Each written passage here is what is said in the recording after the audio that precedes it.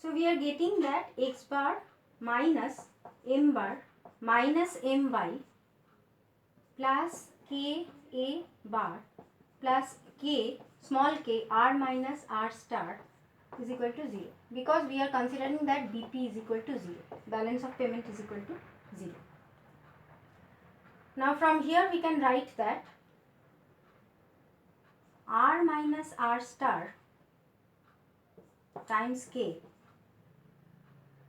is equal to m bar minus x bar plus my minus k a bar. So from here we can write m bar minus x bar minus k a bar plus my. So from here r minus r star is equal to m bar minus x bar minus k a bar times 1 by k plus m upon k y. Now m bar is autonomous, x bar is autonomous, k a bar is also autonomous. So from here we can get, so this whole term is constant, this first term is constant. Now m is the marginal propensity to import, that is constant, and k we are getting from the ka schedule, so that is also constant. So m by k, this ratio is also constant. So therefore what is the relationship between, from here what is the relationship between r and y? It is negative. It is this is positive. The relationship between r and y is positive. So if we consider r along the y axis and y along the x axis, then we will get a schedule from this, we will get a straight line from this equation which represents BP is equal to 0, and which is a positively sloped straight line, and the slope of the straight line is m by k, which is positive. Now along this BP schedule, the balance of payment is always equal to 0. So suppose initially we are considering this point. Now if we go rightward, then y will increase. Now if y increases, suppose we are going from here to here, so y is increasing, so here y is higher than here.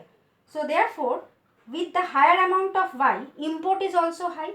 Now if import is high, then export minus import, that is the net trade balance, that is the net export, that is the trade balance, is also negative. So initially suppose x minus m was equal to 0.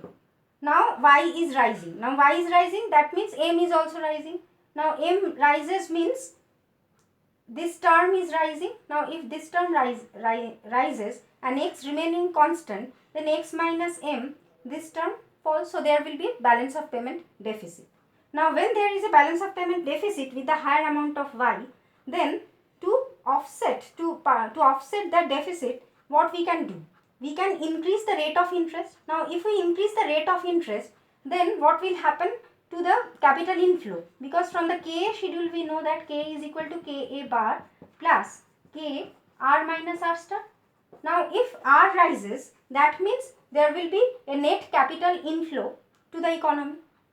Now if there is a capital inflow in the economy, then the deficit in the balance of payment will be partially offset. So then again we will go back to the on this curve, and then again we will have BP is equal to 0.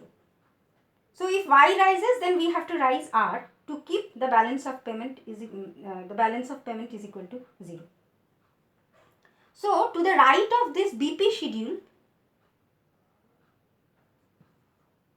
there is a deficit of the balance of payment. So to the right of the balance of BP schedule, BP is equal to 0 schedule, there will be a deficit. And to the left of the BP schedule, there will be a surplus in the balance of payment. Okay.